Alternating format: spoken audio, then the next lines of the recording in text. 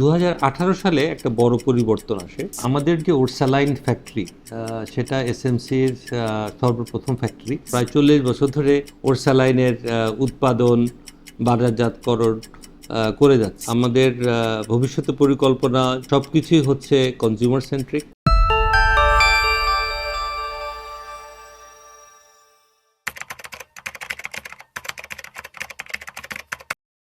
প্রথমত আমাদের supply chain ছিল সরাসরি, যে আমরা আমাদের নিজস্ব যে সেলস টিম আছে ওনাদের মাধ্যমে আমরা 2018 সাল পর্যন্ত আমরা সরাসরি করতাম।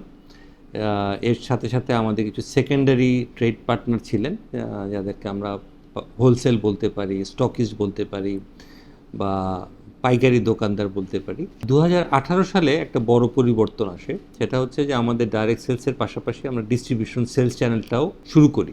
তো তখন হয় যে আমাদের সারা বাংলাদেশে এখন আমাদের ডিস্ট্রিবিউটর নেটওয়ার্ক আছে। তো আমাদের ডাইরেক্ট সেলসের পাশাপাশি আমাদের ডিস্ট্রিবিউশনে যারা পার্টনার আছেন ওনাদের কাছে পণ্যটা যায়, এবং ওনাদের যে সেলস ফোর্স আছে যারা দোকানে দোকানে যে পণ্যটাকে অর্ডার সংগ্রহ করেন এবং ডেলিভারি করেন। সেই কারণেই আসলে যে আপনি হাতের কাছে সবসময় ওরসালাইন পাচ্ছেন।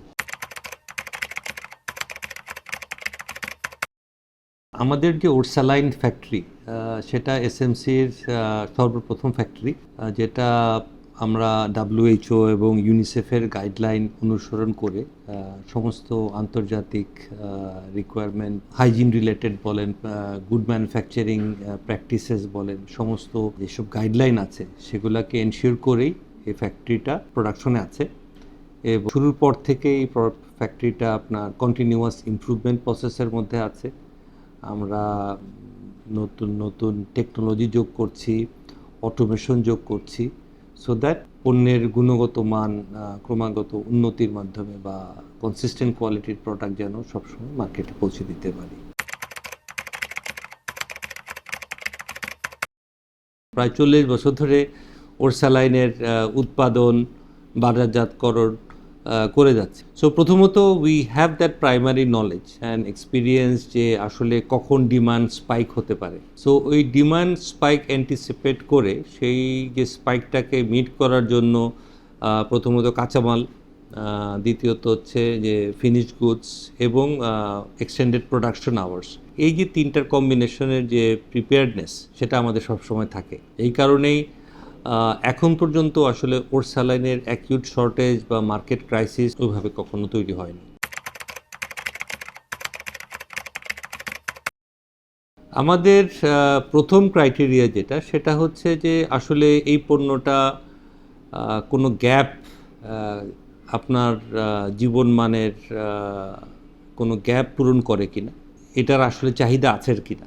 তো সেই জিনিসটা আসলে আমরা প্রথমে অ্যাসেস করি যে এইখানে আমাদের বলবো যে we are quite successful, because আমাদের যতগুলো প্রোডাক্ট মার্কেটে আছে প্রতিটা ব্র্যান্ড কিন্তু within top 3 brands within that particular category, সেটা ওরসালাইন হোক, এসএমসি প্লাস হোক, জয়া স্যানিটারি ন্যাপকিন আছে, স্মাইল বেবি ডাইপার আছে, টেসমি ড্রিঙ্ক আছে, কন্ট্রাসেপটিভে যদি আসি Femicon, Femipil, Sensation, Panther, these are all big brands এবং they are one of the top 3 brands within each category. So একটা কোম্পানিতে যখন এতগুলো সাকসেসফুল প্রোডাক্ট এবং ব্র্যান্ডস থাকে, সেটা হচ্ছে যে it's our capability to assess consumer need correctly এবং bring that product at the right mix, সেটা আপনার মান, সেটার দাম এবং সেটার অ্যাভেলেবিলিটি, ডিস্ট্রিবিউশন, এই তিনটার যে কম্বিনেশন,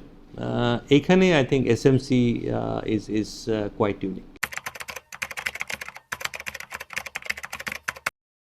চ্যালেঞ্জ যেটা হচ্ছে যে দেখেন, আমরা আসলে আমাদের মূল লক্ষ্য হচ্ছে প্রান্তিক জনগোষ্ঠী বা কম সুবিধা যাদের কাছে, যে জনগোষ্ঠীর কাছে আসলে সীমিত আয়, যাদের কাছে সব পণ্য পৌঁছায় না, তো ওনাদের যে বেসিক নিড বা তাদের জীবনমানের একটা ধারাবাহিক উন্নতি, সেই ক্ষেত্রে এখন সব কিছুর দাম বাড়ছে, তার সাথে সাথে আমাদের খরচাও বাড়ছে। তো এই যে আমাদের যে অতীতের সাফল্যের যে মূল তিনটা জিনিস, মানের ধারাবাহিকতা, সাশ্রয়ী মূল্য এবং সহজলভ্যতা বা ওয়াইড ডিস্ট্রিবিউশন।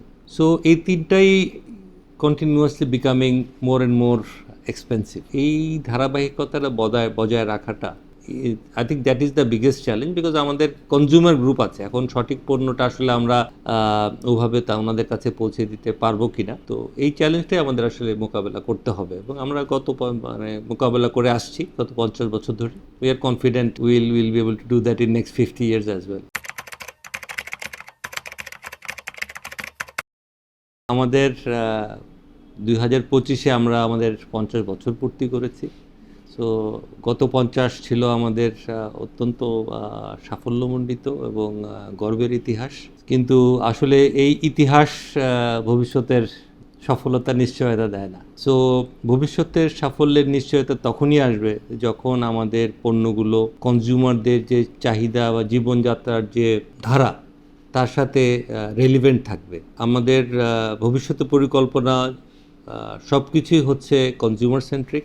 আমাদের যেসব ইনোভেশন পাইপলাইনে আছে সেটা আসলে ভবিষ্যতের কথা মাথায়, ভবিষ্যতের চিন্তাটা মাথায় রেখেই যেন এটা এই পণ্যগুলো অতীতের পণ্যগুলোর মতো তাদের গ্রহণযোগ্যতা পায়।